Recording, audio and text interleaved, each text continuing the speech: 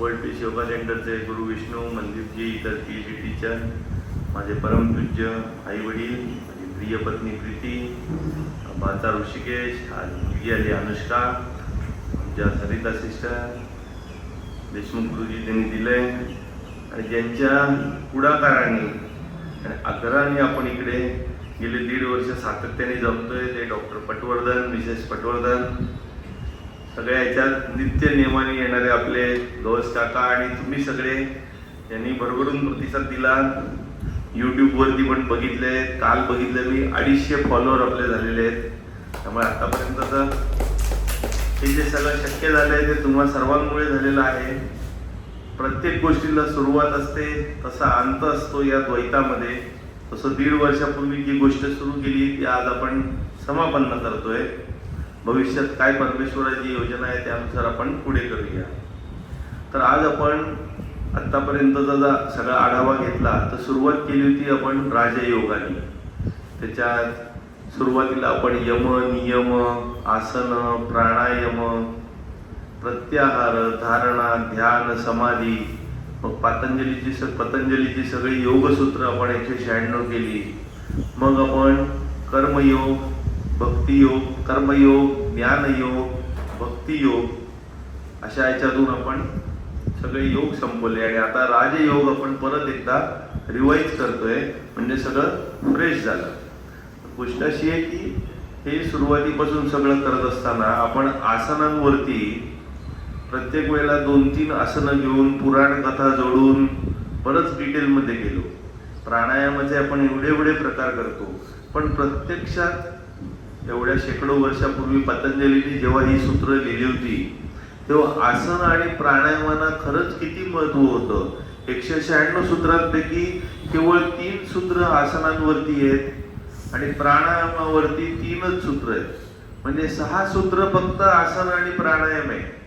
मग बाकी सगळं काय आहे?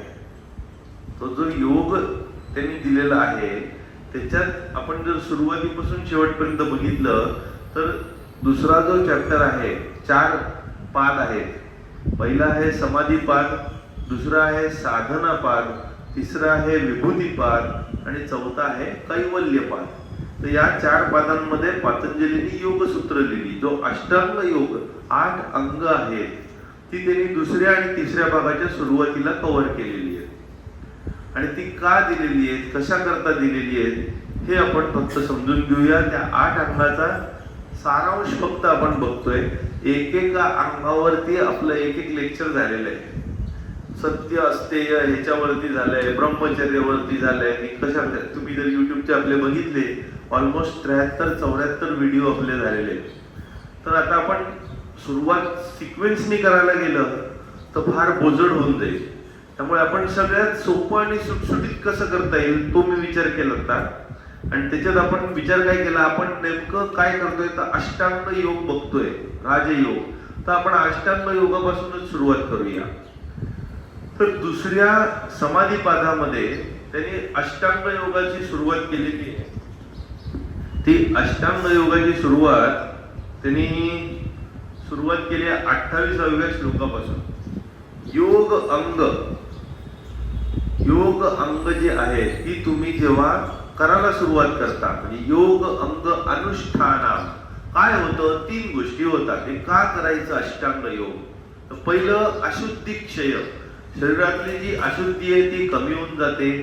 ज्ञान दीप्ती म्हणजे तुमचं ज्ञान प्रज्वलित होतं, जे आत असतं ते. कारण का अशुद्धी क्षय झालं, प्रकाश आवरण जे आवरण क्षय झालं तर ज्ञान प्रदीप्त होतं. अशुद्धी क्षय, ज्ञान दीप्ती. आणि तिसरं विवेक ख्याते हे तुमच्याकडे करेक्ट डिस्क्रिमिनेशन येतं. नित्य काय, अनित्य काय, अशुची काय, शुची काय, दुःख काय, सुख काय आणि अनात्मन काय आणि आत्मन काय, जे चिरकाल टिकणार आहे आणि जे क्षणिक आहे याच्यातला फरक कळण्याचं डिस्क्रिमिनेशन, विवेक तुमच्यात जागृत होतो. हे 3 फायदे, अशुद्धी क्षय, ज्ञानदीप्ती आणि विवेक ख्याते. म्हणजे विवेक निर्माण होतो, राईट डिस्क्रिमिनेशन निर्माण होतं. मग ती 8 अंग कुठली? यम, नियम. यम नियम म्हणजे जे रूल्स रेग्युलेशन्स आहेत, ऑब्झर्वन्सेस आहेत प्राणायाम म्हणजे एक्सपान्शन, कंट्रोल, रेग्युलेशन ऑफ प्राणास, जिथे आपण श्वासाच्या कंट्रोलनी प्राणावरती विजय मिळवतो आणि नंतर एक्सपान्शन करतो. त्याच्यावरती आपण डिटेल बोललेलो. यम, नियम, प्राणायाम, आसन, जी आपण आसन बघतोय. पहिले आसन येतं, मग प्राणायाम येतं. यम, नियम, आसन, प्राणायाम, प्रत्याहार. प्रत्याहार म्हणजे drawing in of the sense organs. धारणा, ध्यान आणि समाधी. तर ही 8 अंग फक्त आपण डेफिनेशन वाईज एक एक फक्त गोष्टी बघणार आहोत, जी सूत्रात दिलेली आहे. त्याचं स्पष्टीकरण एक सूत्र 4 पानी एक्सप्लेन केलेलं आहे. जसं भगवद्गीतेत एक श्लोक 10 पानात एक्सप्लेन केलेला आहे. तेव्हा तिथे न संपणाऱ्या गोष्टी आहेत. आज आपण समरी बघतोय. So we should know only definition or crux of it. सारांश काय, रस काय. तर आपण बघूया यम कुठले. अहिंसा, सत्य, अस्तेय, अपरिग्रह, ब्रह्मचर्य. गोष्ट काय याच्यात, यम, अहिंसा, सत्य, अस्तेय म्हणजे काय. अहिंसा म्हणजे काय, हिंसा न करणं. सत्य म्हणजे सत्य बोलणे. अस्तेय म्हणजे चोरी न करणे, नॉन स्टिलिंग. ब्रह्मचर्य म्हणजे ॲब्स्टिनन्स किंवा मनाने आणि शरीराने शुद्ध वागणे, आचरण शुद्ध ठेवणे. अपरिग्रह म्हणजे भेट वस्तू न स्वीकारणे, not taking any gifts from anybody. सत्य, अस्तेय, अहिंसा, ब्रह्मचर्य आणि अपरिग्रह हे झाले 5 नियम. आता ह्याच्यात जर आपण बघितलं नियम कुठले, हे झाले यम. हे जे यम आहेत, these are like morality, ethical codes. Morality, ethical codes जे असतात ते जाती, देशे, काले, समया, अविच्छिन्न सार्वभौमा महाव्रतम. आता काय संस्कृत भाषेची गोडी आहे बघा. जाती, देशे, काले म्हणजे कुठल्याही जाती धर्मात हे मॉरल एथिकल कोड सेम असतात. देशे कुठल्याही जगातल्या ठिकाणी सेम असतात. काले कुठल्याही काळात जा, 100 वर्षापूर्वी जा, रामायणात जा, महाभारत जा, एथिक्स रिमेन सेम. समय, आता काले आणि समय ह्याच्यातलं सौंदर्य काय आहे की काले म्हणजे तुम्हाला डिस्टंट पास्ट, रिसेंट पास्ट आहे. समय म्हणजे कुठल्या परिस्थितीत, म्हणजे कुठल्याही परिस्थितीत हेच इटर्नल असतात. सोयीनुसार, परिस्थितीनुसार हे बदलत नाही. सार्वभौमत्व म्हणजे ते पूर्णपणे अधिकृत आणि कन्फर्म आहे की हेच पूर्वतः त्याच्यावर आधिपत्य गाजवतात. सार्वभौम. महाव्रतम, महाव्रतम म्हणजे हे महाव्रत आहे. या प्रकारे मॉरॅलिटी, एथिक्सवर चालणं. मग आपण येऊया नियम कुठले. शौच, शौच म्हणजे शुद्धी, मनाची शुद्धी आणि शरीराची शुद्धी. संतोष, कंटेंटमेंट. तप, ऑस्टेरिटी, स्वाध्याय म्हणजे स्वतःचा अभ्यास करणं किंवा स्क्रिप्चर्स, वेदांचा किंवा दुसरा कुठला स्टडी करणं, सेल्फ स्टडी. ईश्वर प्रणिधानाने म्हणजे परमेश्वराला अर्पून, परमेश्वराला स्मरून, परमेश्वरासाठी काम करणं. ईश्वर प्रणिधानाने हे झाले नियम. आता हे अहिंसा, सत्य, अस्तेय, ब्रह्मचर्य, अपरिग्रह यम झाले. शौच, संतोष, तपस्वाध्याय, ईश्वर प्रणिधानाने हे झाले नियम. आता यांचा काय फायदा आहे हे त्यांनी एक एक शब्दात प्रत्येकाचं दिलंय. आपण त्याच्यावर एक एक लेक्चर घेतलेलं होतं. तर आपण थोडक्यात त्याचा अर्थ समजून घेऊ. आता वितर्क बाधाने, वितर्का त्या गोष्टीत आपण जात नाही तर कव्हरच होणार नाही सगळं. अहिंसा केल्याने काय होतं. अहिंसा प्रतिष्ठायाम तत्सन्निधौ वैरत्यागः. जसं मी पौवारी बाबांचं उदाहरण दिलं होतं. विवेकानंद त्यांच्या गुहेत गेले होते गाजीपूरच्या तिथे. खालती त्यांनी टनेल खोदला होता. ते म्हणाले मी तिथे राहिलो आणि ते पौवारी बाबा या लेवलला अहिंसावादी होते की तिथे साप आणि बेडूक बाजूबाजूला एका वेळेला शांतपणे एकत्र राहताना मी बघितले. ते त्यांच्या अहिंसा वृत्तीमुळे त्यांच्या दोघातला वैरभाव देखील गायब झाला. म्हणजे तुम्ही अहिंसा प्रतिष्ठा केली तर तुमच्या सान्निध्यात आलेले आपापसातला वैरभाव विसरून जातील. बरं, हे जे यम नियम आहेत ह्याच्यात विवेकानंदांच्या वाङ्मयात त्यांनी दिलंय की की हे पूर्णपणे 100% इफेक्टिव्ह व्हायला काय वेळ लागतो? 12.5 वर्षाचा काळ लागतो किंवा 12.25 वर्ष सोलार सायकल. 12.25 वर्ष तुम्ही हे पाळलं न चुकता तर तुम्ही या गोष्टींची अनुभूती घेऊ शकता 100%. कमी पाळलं तर कमी अनुभूती, कमी प्रचिती. तर दुसरं, सत्य प्रतिष्ठाया क्रियाफल आश्रयत्वम. सत्य तुम्ही सतत बोलत राहिला तर तुमच्या मनात जी इच्छा आहे ती कृती न करता फळाला यायला लागेल. तुमच्या मनातल्या इच्छा ऑटोमॅटिक क्रियेशिवाय फळ मिळायला तुम्हाला सुरुवात होईल. अस्तेय प्रतिष्ठाया सर्वरत्न उपस्थानम. तुम्ही चोरी करणं बंद करा, सगळ्या संपत्तीचा तुम्हाला लाभ होईल. जेवढं तुम्ही पैशाच्या पाठीमागे पळाल पैसा तुमच्यापासून दूर पळेल. जेवढं तुम्ही त्याला दूर ठेवाल तेवढा तो हात जोडून तुमच्या मागे येईल. थोडक्यात चोरी करणं ही नुसतीच पैशाची नाहीये, वस्तूची नाहीये, तर दुसऱ्यांच्या विचारांची आहे, दुसऱ्यांच्या गुणांची आहे. ह्यांनी केलं पण क्रेडिट मी घेतलं ही देखील चोरीच झाली. तर फुकाचं क्रेडिट घेऊ नका, ज्यांचं आहे त्यांना जेन्युइनली द्या. ब्रह्मचर्य प्रतिष्ठाया वीर्य लाभ. म्हणजे ऍब्स्टिनन्स मुळे तुमच्यात एनर्जी लेवल खूप वाढते. तुमच्या सगळ्या कार्य करण्यासाठी, सिद्धीसाठी जी शक्ती आहे ती तुम्हाला प्राप्त होते. अपरिग्रह स्थैर्य. अपरिग्रह स्थैर्य जन्मकथनथा संबोध. म्हणजे जेव्हा तुम्ही गिफ्ट घेणं बंद करता दुसऱ्याकडून 12.25 वर्ष कुठलंही गिफ्ट कोणाकडूनही घ्यायचं नाही. आधीच्या सगळ्या जन्मांची स्टोरी तुम्हाला साक्षात्कार होईल. तुम्हाला आधीच्या जन्मांचं संबोध होईल. जन्मकथनता संबोध. शौचा स्वअंग जुगुप्सा परही असंसर्ग. तुम्हाला शरीराबद्दल, स्पर्शाबद्दल आसक्ती निघून जाईल. तुम्हाला शरीर काय म्हणतात ते सुखाची लालसा मनातून गायब होऊन जाईल. सत्वशुद्धी.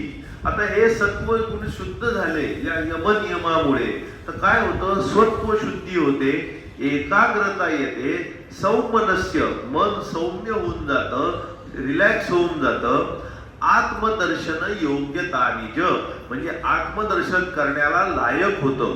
So morality and ethics don't give you God realization. Morality and ethics don't give you God realization but they make you fit or worthy to achieve it. So त्याला तुम्ही फिट होऊन जाता पुढच्या कार्यक्रमाला. संतोषात अनुत्तम सुख लाभ. Contentment gives the best happiness in the world. त्याच्यात आपण खूप डिटेल गेलेलो कंटेंटमेंट मध्ये. काया इंद्रिय सिद्धी. काया इंद्रिय सिद्धी अशुद्धी क्षया तपसः. ऑस्टेरिटीमुळे काया म्हणजे शरीर आणि इंद्रिय सिद्धी ते कंट्रोल येतो तुम्हाला आणि अशुद्धी क्षय होऊन जातो. स्वाध्यायात इष्टदेवता संप्रयोग. तुमची इष्टदेवताचा तुम्हाला साक्षात्कार होतो जसा तुम्ही वेदांचा स्क्रिप्चर आणि स्वतःचा अभ्यास करत जाता. समाधी सिद्धय ईश्वर प्रणिधानात.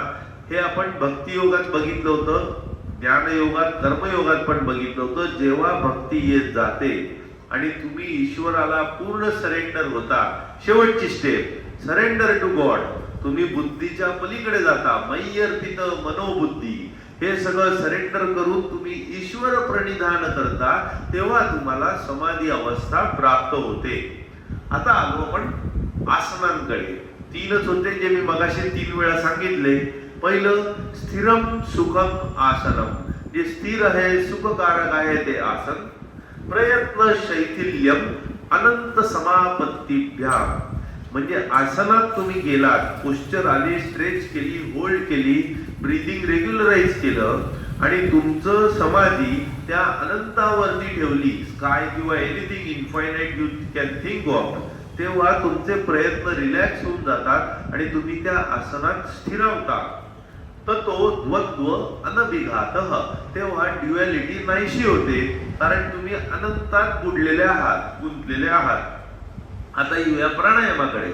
आपण काय केली आता? यम नियम आसन केलं. आता आपण प्राणायाम बघतोय.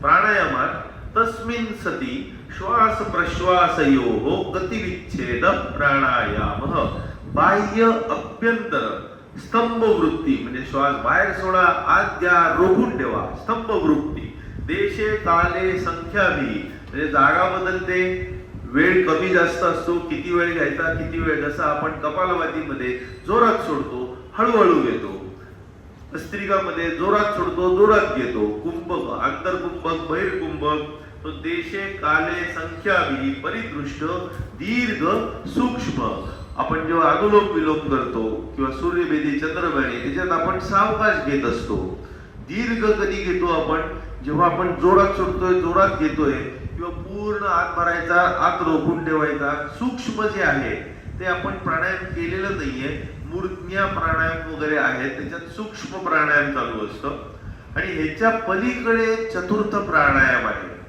ते प्राणायाम कुठलं तर बाह्य अभ्यंतर श्वास बाहेर ठेवा किंवा आत ठेवा आणि विषय आक्षेपी म्हणजे तुम्ही त्या विषयात इतके गुंतून जा समाधी अवस्थेत की bye reflection or contemplation on particular subject you still your breath which is called fourth kind of pranayam तीनच दिलेत प्राणायामासाठी होतं काय हे सगळं करून ततक्षीयते प्रकाशावरणम त्याचं जे आवरण आहे अज्ञानाचं ते क्षीण होतं आणि प्रकाश ती प्रकाश होऊन जातो अशुद्धी क्षय झाल्यामुळे तर यम नियम आसन आणि प्राणायाम केल्यामुळे धारणा सूच मनसह योग्यता म्हणजे धारणा करायला मन योग्य तयार होऊन जातं आता पाचवं आहे प्रत्याहार प्रत्याहाराचा एकच आहे दिलेलं दोन आहे स्वविषय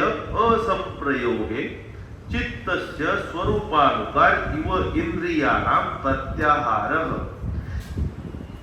स्वविषय असंप्रयोगे स्वचित्तस्य स्वरूपानुसार इव इंद्रियाणां प्रत्याहारः म्हणजे जेव्हा तुम्ही कुठलंही इंद्रिय घेतलं आपण डोळे पकडूया तर डोळे एखादी गोष्ट बघतायत तो झाला डोळ्यांचा विषय कान एखादी गोष्ट ऐकतायत तो झाला कानांचा विषय स्वविषय असंप्रयोगे दोघांचं कनेक्शन काढून टाका तुम्ही बघताय पण बघत नाही आहात डोळे अंतर्मुख करून टाका आणि ते मनातलं आतल्या इंद्रियाच्या आकारानुसार मनाच्या आकारानुसार चित्तस्य स्वरूपानुसार इव इंद्रियाणां प्रत्याहारः तुम्ही समजा कुठेतरी चाललेला आहात गाडीनी ड्रायव्हिंग करताय समोर तुम्हाला रस्ता दिसतोय सगळं दिसतंय पण तुमचं मन कुठेतरी दुसरीकडे आहे तुम्ही तिथे कधी पोचलात ते तुम्हाला अचानक पोचल्यावर साक्षात्काराला अरे आपण पोचलो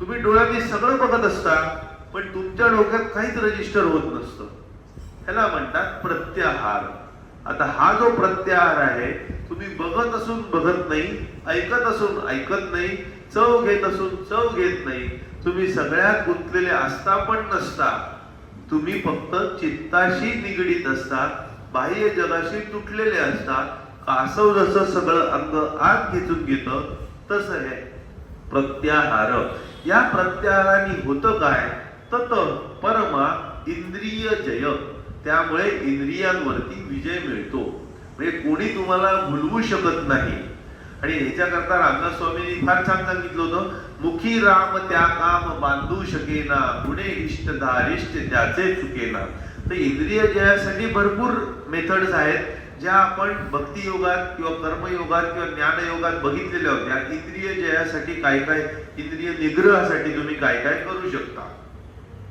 तर हे झालं समाधीपादाचा भाग आता साधनापाद पहिले होता समाधीपाद मग साधनापाद आणि मग कैवल्यपादामध्ये स्टार्टला त्यांनी उरलेली अंग एक्सप्लेन केली म्हणून मी घेतलंय आता आपण 5 अंग बघितली यम नियम आसन प्राणायाम आणि प्रत्याहार उरली आता 3च की संपला आजचा टॉपिक मग एवढं काय आहे ते आता तुम्हाला केल्यावर कळेल ते फक्त त्याचं थोडं एक्सप्लेनेशन आहे 3 अंग एकदम सोपी आहे ते 3 याच्यातच ती संपली पहिलं आहे धारणा देशबंध चित्तस्य धारणा आता चित्त जे आहे ते सगळीकडे विखुरलेलं आहे आपल्याला खूप सुंदर नेहमी आठवणारी गोष्ट, अर्जुना काय दिसतंय? फक्त डोळा.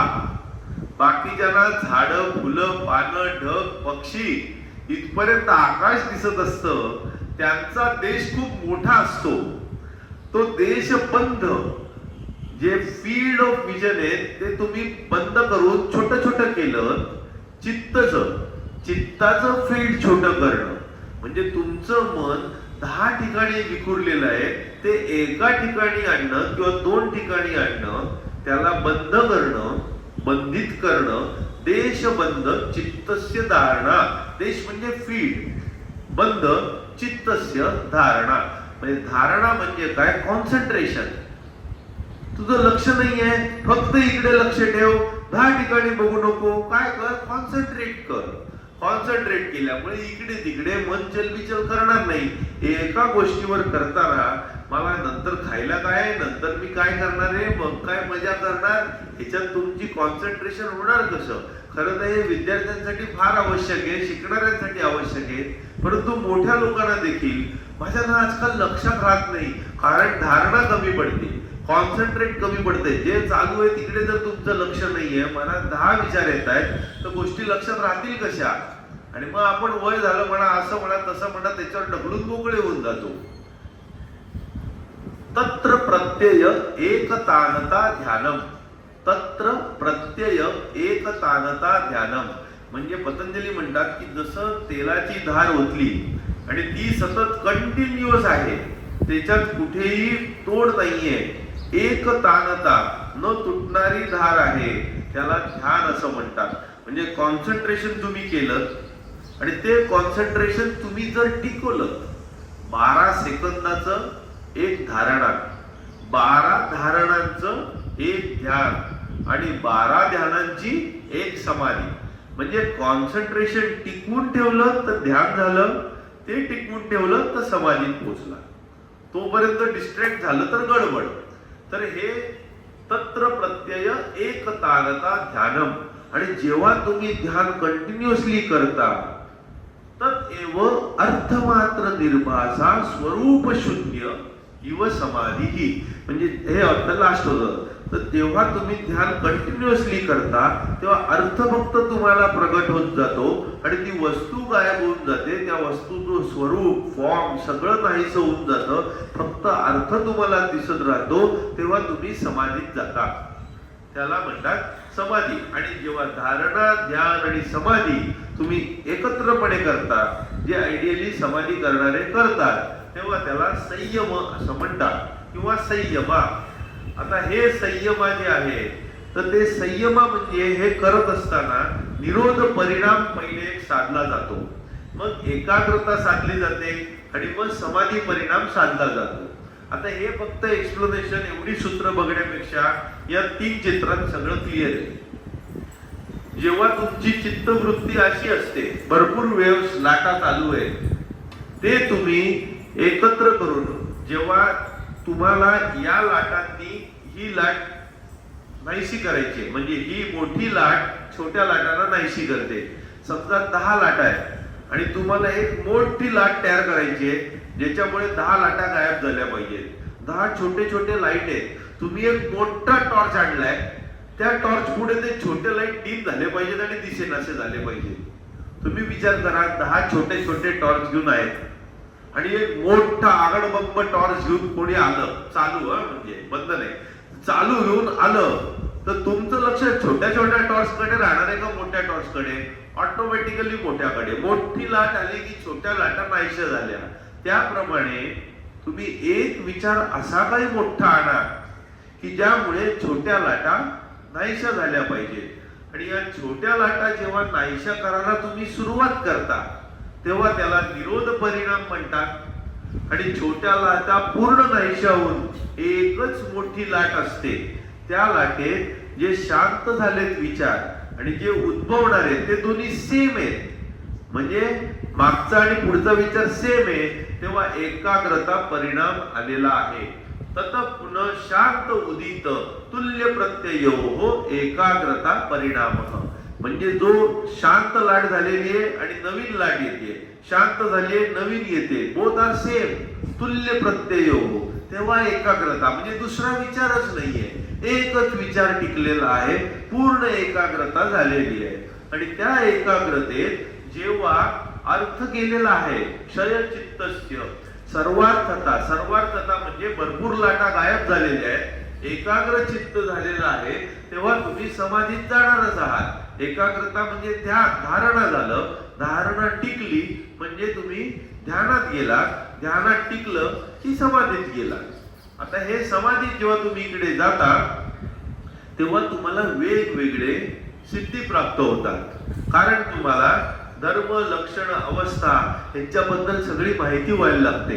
मग ही समापत्ती जी दिलेली आहे, संयम, हे संयम तुम्ही वेगवेगळ्या गोष्टींवर जर लावलेत तर तुम्हाला ते नॉलेज प्राप्त व्हायला लागतं. आणि त्या सिद्धी तुम्हाला कैवल्यपाद किंवा निर्बीज समाधीला अडथळे म्हणून असतात आणि त्या सिद्धींचा तुम्ही दूर करा. आता इथे आपण थोडं इकडे येऊया. हे जे समाधी घेतलेलं होतं आपण, ते समापत्तीचं डेफिनेशन पहिल्या याच्यात त्यांनी दिलंय, कारण त्या पादाचं नावच आहे समाधीपाद. अष्टांग अंगापैकी यम, नियम, आसन, प्राणायाम, प्रत्याहार, धारणा, ध्यान हे 7 आपण संबोधले.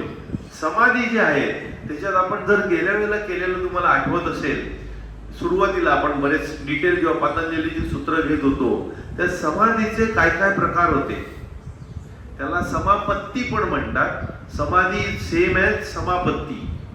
आणि समापत्ती म्हणजे काय, ही समापत्ती कुठल्या प्रकारची असते तर निर्बीज आणि सबीज. तर पहिले सबीज येते, नंतर निर्बीज येते. सबीज मध्ये समापत्तीचे प्रकार कुठले, सवितर्क, निर्वितर्क, सविचार, निर्विचार, सानंद आणि सस्मिता, हे सबीज समाधीचे प्रकार आहेत. पण याच्यात आपण 4 समाधीचे प्रकार जर थोडक्यात बघितले तर आपल्याला काय कळू शकतं, संप्रज्ञात समाधी, असंप्रज्ञात समाधी. आता इथे बघितलं तर वितर्क, विचार, आनंद, अस्मिता, रूप अनुगमात संप्रज्ञा, विराम प्रत्यय अभ्यास, पूर्व संस्कार शेष असंप्रज्ञा. म्हणजे जेव्हा तुम्ही वेगवेगळ्या वितर्क, विचार, आनंद, अस्मिता यांच्यानुसार, रूपानुसार तुम्ही ध्यान लावलेलं आहे आणि समाधी अवस्थेत गेलेला आहे, तेव्हा त्याला संप्रज्ञात समाधी म्हणतात. त्याच्यात तुम्हाला वेगवेगळ्या गोष्टींचं ज्ञान होतं. परंतु विराम प्रत्यय अभ्यास म्हणजे या अनुभवाचा तुम्ही विराम करून दिला, सगळ्या चित्तवृत्ती पूर्ण थांबून दिलेल्या आहेत, नवीन कुठलीही मेंटल मॉडिफिकेशन होत नाहीये. पण पूर्व संस्कार जे आहेत, कर्माशय जी जमलेली आहेत, आधीची इम्प्रेशन जमलेली आहेत, तेवढीच फक्त टिकलेली आहेत, तेव्हा त्याला असंप्रज्ञात समाधी असं म्हणतात. आता असंप्रज्ञात समाधी आणि निर्बीज समाधी याच्यात फरक आहे. असंप्रज्ञात समाधी आणि संप्रज्ञात समाधी याच्यात फरक आहे. असंप्रज्ञात मध्ये इम्प्रेशन्स फक्त टिकलेली आहेत, बाकी सगळं गायब झालेलं आहे. विराम प्रत्यय अभ्यास, अभ्यास करून तुम्ही प्रत्ययाला विराम दिलेला आहे. पण वितर्क, विचार, आनंद, अस्मिता हे विचार जे आहेत, चालू आहेत, ते प्रत्यय तुम्ही घेताय, तेव्हा त्याला संप्रज्ञात समाधी म्हणतात. आता ही असंप्रज्ञात समाधी जी आहे, ज्याच्यात फक्त पूर्व संस्कार टिकलेले आहेत, बाकी सगळ्यांना तुम्ही विराम, पूर्ण विराम दिलेला आहे, त्या असंप्रज्ञात समाधी जर तुम्ही गेला तर तुम्ही विदेह किंवा प्रकृती लयाला जाता, म्हणजे नेचर मध्ये मिक्स होऊन जाता, किंवा तुम्ही देहाच्या पलीकडे अवस्थेत जाता. ही समाधी मिळवण्यासाठी श्रद्धा, वीर्य, स्मृती, समाधी आणि प्रज्ञा हे दुसरे मार्ग आहेत, ज्याच्यामुळे तुम्ही समाधी मिळवू शकता. श्रद्धा ही देखील फक्त पुरेशी असते समाधी मिळवण्यासाठी. वीर्य लाभानी, स्मृतीनी, समाधी अवस्थेनी आणि प्रज्ञेनी म्हणजे ज्ञान योगानी देखील तुम्ही तिकडे पोहोचू शकता. आता आपण पुरुष ईश्वर बघितलेलं होतं. नंतर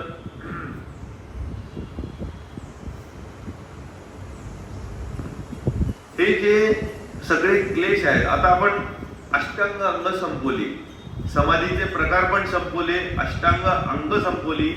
आता आपण फक्त सुरुवातीची डेफिनेशन बघूया. अत योग अनुशासनम, इथून पतंजली सुरुवात करतात. योग चित्तवृत्ती निरोध, चित्तवृत्ती निरोध योग. आता सद्गुरूंचं इनर इंजिनिअरिंग पुस्तक किंवा अजून काही वाचली तर त्याच्यात त्यांनी पानाच्या पानं लिहिली आहेत. पतंजली फक्त एका सूत्रात सगळं सांगतात. योग चित्तवृत्ती निरोध तदा द्रष्टू स्वरूपे अवस्था. ह्याचं एक सूत्र आहे, तदा द्रष्टू स्वरूपे अवस्था. हे सूत्र त्या 196 सूत्रातलं सगळ्यात मेन सूत्र आहे असं मला वाटतं. जेव्हा तुम्ही चित्तवृत्ती निरोध केलेला आहे, when mind is not working, mind doesn't exist. तुम्ही एखादी गोष्ट बोलताय पण मी बोलणं थांबवलं तर speech doesn't exist in my mouth, speech doesn't exist in my brain. I am not speaking, the speech stops. Thoughts remain but speech stops. So speech doesn't exist. जेव्हा बोलणं थांबवलं स्पीच थांबलं. माइंड मधल्या चित्तवृत्ती तुम्ही बंद केल्या तर माइंड स्टॉप झालं, लेख शांत झाला आणि तुम्हाला तळ दिसायला लागला. त्यामुळे तदा द्रष्टू स्वरूपे अवस्था. जेव्हा मनातल्या चित्तवृत्ती तुम्ही थांबवून देता तेव्हा तुम्हाला परमपुरुषाचं दर्शन घडतं बाय रिफ्लेक्शन. तो जो चेंजलेस आहे, नित्य आहे, न बदलणारा तुमच्या ठाई स्थित आहे, त्याचा तुम्हाला साक्षात्कार होतो. द्रष्टू ज्ञातुम द्रष्टुम च तत्वेन प्रवेशतुम च परंतप. आता ही जी गोष्ट आहे तो द्रष्टू होण्यासाठी तुम्हाला मनातल्या चित्तवृत्ती थांबवणं गरजेचं आहे. ह्याच्यात सगळं काही पतंजलीला सांगायचंय ते आलंय. जेव्हा आपण कुठल्या गोष्टीवर ध्यान करतो, धारणा, ध्यान आणि समाधी करतो, काय करतोय? चित्तवृत्ती मोठ्या लाटा एका लाटेवर आणतोय आणि ती एकही लाट येऊन देत नाही, तेव्हा त्याला निर्बीज समाधी असं म्हणतात. चित्तवृत्ती पूर्ण गायब झालाय, एकही लाट नाहीये. जेव्हा तुम्ही प्रार्थना करता, देवाची, इष्टदेवाची, प्रतिमेची, दगडाची, झाडाची, ती प्रार्थना करत असताना तुम्ही मनातल्या चित्तवृत्ती शांत करताय. ती चित्तवृत्ती शांत झाली तर तुम्हाला त्या परम परमेश्वराचं साक्षात्कार होतोय. म्हणजे तुम्ही तिथे ध्यान करून काय करताय? मन स्थिर करताय. परीक्षेला जायच्या आधी, मोठ्या कामाच्या आधी तुम्ही चित्तवृत्ती निरोध करताय. मग ते कराटे चॅम्पियन वेगवेगळ्या प्रकारे करत असतील, प्रत्येक जाती धर्मात वेगवेगळं करत असतील, पण काय करत असतात? चित्तवृत्ती निरोध तदा द्रष्टू स्वरूपे अवस्था. जो द्रष्टू आहे, द्रष्टू म्हणजे परमात्मा, चेंजलेस सोल, ब्रह्मन, तो तुम्हाला खऱ्या स्वरूपात, स्वरूप अवस्थेत दिसतो. मग इतर वेळेला काय असतं? या वृत्ती असतात ना, वृत्ती सारूप्यम इतरत्र. त्या चित्तवृत्तीमुळे आपलं मन इतरत्र विखरलेलं असतं. तर या 5 प्रकारच्या वृत्ती त्यांनी दिलेल्या आहेत. वितर्क, विकल्प,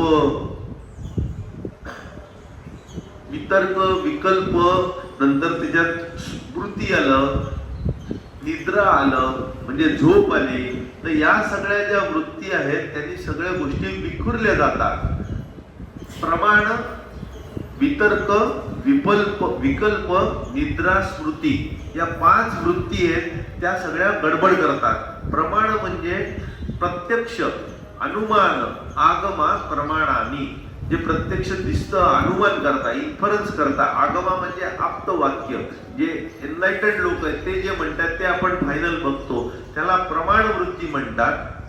विपर्य म्हणजे मिथ्या ज्ञानम, जे खोटं नॉलेज आहे, त्यामुळे खऱ्या स्वरूपात गोष्टी दिसत नाही. विपर्य मिथ्या ज्ञानम अतद्रूपम प्रतिष्ठम. शब्द ज्ञान अनुपाती वस्तू शून्यो विकल्प. विकल्प म्हणजे काय? शब्द ज्ञान अनुपाती. एक बोलला, तू गाढव आहेस, तुम्ही पकडून चाललात, स्वतः गाढव आहे, गाढव नाहीये तुम्हाला दिसतंय, तरी देखील तुम्ही समजताय, हा विकल्प झाला. अभाव प्रत्यय आलंबना वृत्ती निद्रा. म्हणजे तुम्हाला एक्सपिरियन्स मिळतोय पण त्याला सपोर्ट काही नाहीये, म्हणजे तुम्ही झोपेत आहात, ते तुम्हाला अनुभव येत आहे. अनुभूत विषयम असंप्रोषो स्मृती. म्हणजे तुम्हाला एखाद्या विषयाचा अनुभव येतोय आणि तो जात नाहीये, तो स्मृतीमुळे येतोय, असं 5वं आहे. आता या ज्या वृत्ती आहेत, चित्तवृत्ती आहेत, त्या तुम्ही निरोध केला तर तुम्हाला अंतरात्मा प्रगट झाला. मग या चित्तवृत्ती कशा निरोध करायच्या? अभ्यास वैराग्याम तन निरोध. अभ्यास करा, वैराग्य आणा आणि त्यांनी त्याचा निरोध होईल. भगवद्गीतेत श्रीकृष्ण म्हणतात, अभ्यासेन तु कौंतेय वैराग्येण च गृह्यते. सेम तेव्हा मी हे सूत्र सांगितलं होतं, आता मी तो उलटा श्लोक सांगतोय. तर अभ्यास आणि वैराग्याने या चित्तवृत्तींचा तुम्ही निरोध करू शकता. अभ्यास म्हणजे काय? या चित्तवृत्ती स्थिर करणं, तिथे एका ठिकाणी स्थिर ठेवणं, हा अभ्यास. Practice makes the man perfect. कुठलीही गोष्ट सोपी नसते, ती खूप कठीणच असते. पण कठीणात कठीण गोष्ट परत परत केल्यावर ती खूप सोपी वाटते. जसं मी गेल्या वेळेला एडमंड हिलरीचं उदाहरण दिलं होतं. ते कॅम्प 1 to कॅम्प 3 गेले, त्यांना जग बुडायची भास झाला. पण तिसऱ्यांदा गेले, ते म्हणाले मला तोच मार्ग एकदम सोपा वाटायला लागला. तसं तत्र स्थितौ यत्नोऽभ्यासः, त्या स्थितीत टिकवण्याची जी आहे त्याला अभ्यास म्हणतात. हे दीर्घकाळ नैरंतर्य तुम्हाला टिकवून ठेवणं गरजेचं आहे. आणि दुसरं आणि शेवटचा पॉइंट आजच्या लेक्चर मधला, अभ्यास आणि वैराग्य. तो वैराग्य म्हणजे काय? खूप छान डेफिनेशन पतंजलीने दिलेली आहे.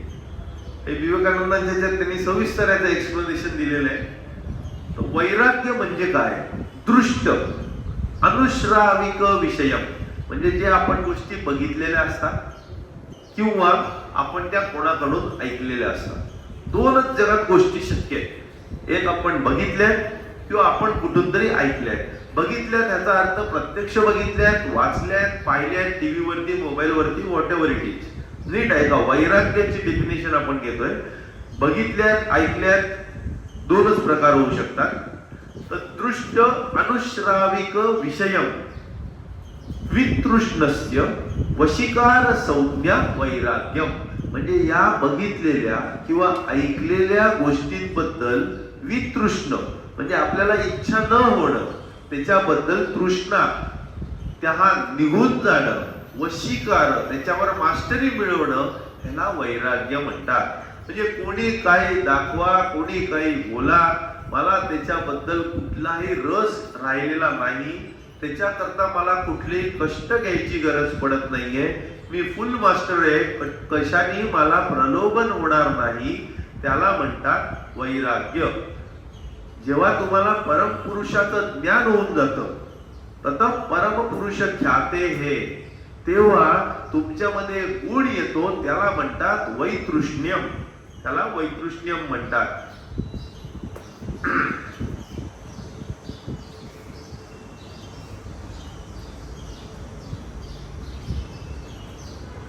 आता आपण बहुतेक सगळं संपवलेलं आहे. घेता घेता करत करत सगळे संपवले. फक्त आता इथे शेवटचा एक पॉइंट फक्त उरलेला होता. जेव्हा वृत्ती क्षीण होतात, चित्तवृत्ती निरोध केलाय, त्या वृत्ती क्षीण केलेल्या आहेत, तेव्हा तुमचं चित्त मण्याप्रमाणे पारदर्शक होऊन जातं. आणि ग्रहितृ, ग्रहण आणि ग्राह्येषु म्हणजे object of seeing, instrument of seeing आणि सियर ह्याच्याशी तुम्ही समरूप होऊ शकता तुमच्या वृत्ती क्षीण झाल्यामुळे. आणि तेव्हा त्याला समापत्ती किंवा समाधी असं म्हणतात. माझ्यामध्ये एवढं पुरेसे आजच्या करता. बरंच हेवी होतं. नंतर तुम्ही 1-2 वेळा ऐकल्यावर कदाचित तुम्हाला कळेल. एस्पेशली मी जेव्हा असंप्रज्ञात, संप्रज्ञात, सवितर्क, निर्वितर्क सांगत होतो तेव्हा मला गोंधळ कळला. तर सवितर्क, निर्वितर्क, सविचार, निर्विचार ह्याच्यामधला शेवटचा फक्त पॉइंट सांगतो. सवितर्क, निर्वितर्क ही जी समाधी आहे ती ग्रॉस ऑब्जेक्ट बद्दल आहे. सविचार, निर्विचार हे सूक्ष्म विषय, फाईन ऑब्जेक्ट बद्दल आहे ही समाधी. सविचार विथ क्वेश्चन, सविचार, सवितर्क, तिथे काय म्हणतात ते duality exist. Time, place, person, causation exist. जेव्हा तुम्ही ड्युअलिटी काढून टाकता, वेळेचं, काळाचं आणि जागेचं बंधन काढून टाकता, तेव्हा ते निर्विचार किंवा निर्वितर्क होतं. So when there is no time space causation, it is निर्वितर्क किंवा निर्विचार. ग्रॉस ऑब्जेक्ट सवितर्क निर्वितर्क, फाईन ऑब्जेक्ट सविचार निर्विचार. जेव्हा वेळ काळ बंधन निघून जातं तेव्हा निर्वितर्क किंवा निर्विचार. हे तुम्ही परत परत केल्यावर कळेल. बाकीचे बेसिक मी आता एक्सप्लेन केलेले आहेत. तर आपण आता राजयोगातलं समाधीपाद बघितला, साधनापाद बघितला, ज्याच्यात आपल्याला अष्टांग योगाचे 5 भाग बघितले. यम, नियम, आसन, प्राणायाम, प्रत्याहार, कैवल्यपादा, धारणा, ध्यान आणि समाधी ह्याच्यावरती आपण बघितलं. एकाग्रता म्हणजे काय बघितलं आणि समाधी परिणाम म्हणजे काय बघितलं. सत्व पुरुष योग, एवढ्या सगळ्यांनी तुमच्यातली जर सत्वशुद्धी झाली, सत्व आणि पुरुष ह्याच्यामध्ये जर सेमनेस निर्माण झाला, सत्व पुरुष योग शुद्धी साम्ये कैवल्यम, हा शेवटचा श्लोक आहे किंवा सूत्र आहे पतंजलीचं 196. जेव्हा जे सत्वगुण तुम्ही शुद्ध करता या अष्टांग योगाने काय करतात, अशुद्धी क्षयात ज्ञान दीप्ती विवेक ख्याते. तर अशुद्धी क्षय झाला म्हणजे सत्वशुद्धी झाली आणि ते इतकं सत्व शुद्ध झालं की त्याच्यात आणि पुरुषात काही फरक राहिलेला नाहीये. तर तुम्हाला सत्व पुरुष शुद्धी साम्य म्हणजे सत्वात शुद्ध इतकं झालंय, तो इतका पारदर्शक आरसा झालेला आहे की पुरुष त्याच्यात रिफ्लेक्ट होतो. त्याला कैवल्य म्हणतात. तदा द्रष्टू स्वरूपे अवस्था. जेव्हा तुम्ही वृत्ती थांबवलेल्या आहेत, क्षीण करून टाकलेल्या आहेत, तेव्हा सत्व शुद्ध झाल्यावर तुम्हाला परमात्मा त्याच्यात आरशासारखा रिफ्लेक्ट झालेला दिसतो. त्याला कैवल्यम आपण म्हणतो. आता आपण पसाय जणांनी शेवट करूया. आता विश्वात्मके देवे येणे वाग्यज्ञे तोषावे,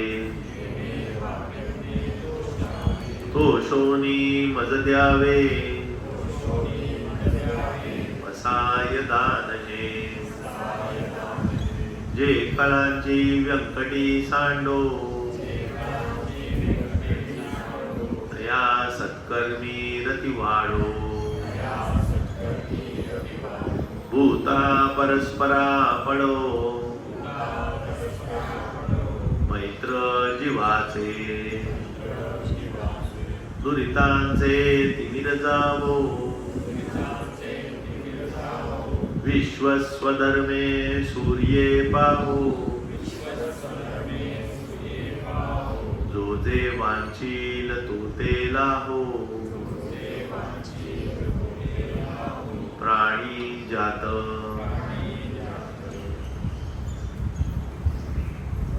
धन्यवाद. तुमच्यामुळे गेलं 1.5 वर्ष खूप छान आणि खूप अभ्यास पूर्ण झालं. हा अभ्यास आपण पुढे चालू ठेवूया. या ना त्या स्वरूपात घरी देखील दर आठवड्याला दर दिवशी यातला काही अंमलात आणण्याचा आपण प्रयत्न करूया. धन्यवाद. गेली 1.5 वर्ष तो आज संपन्न झालेला आहे. ज्ञानयोग, भक्तियोग, राजयोग कुठलाही योग ठेवला नाही. पतंजली सूत्र अतिशय चांगली आणि सोप्या भाषेत सांगितले. त्यांचे आभार मानावे तेवढे थोडे आहेत. आपल्या सर्वांच्या वतीने त्यांचे पुन्हा एकदा आभार मानतो. आणि 4 ऑक्टोबरला त्यांचा बर्थडे आहे, त्या निमित्ताने त्यांना शुभेच्छा देतो.